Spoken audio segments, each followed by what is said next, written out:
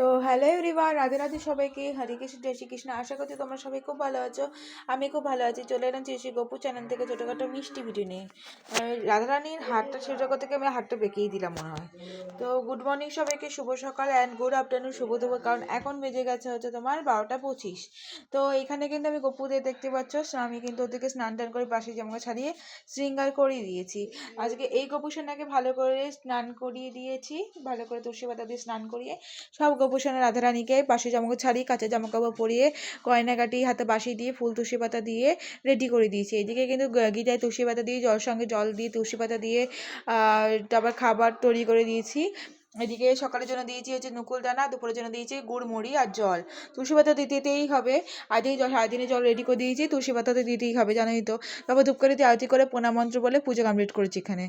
এদিকে ইষ্টবৃত্তি করে তারপর গোপালের বিছানা গুছিয়ে প্যান্ট ট্যান ধুয়ে মেরেছি, বাসন উগো করে জামাটা ধুয়ে মেরলাম। আর এখন বেজে গেছে 12:30। তো আমার কিন্তু পুজো কাজ বাজ সব ডান। তোমাদের গোপু সন্ধ্যা রাধারানীকে কেমন লাগছে অবশ্যই কমেন্টে জানিয়ে যেও।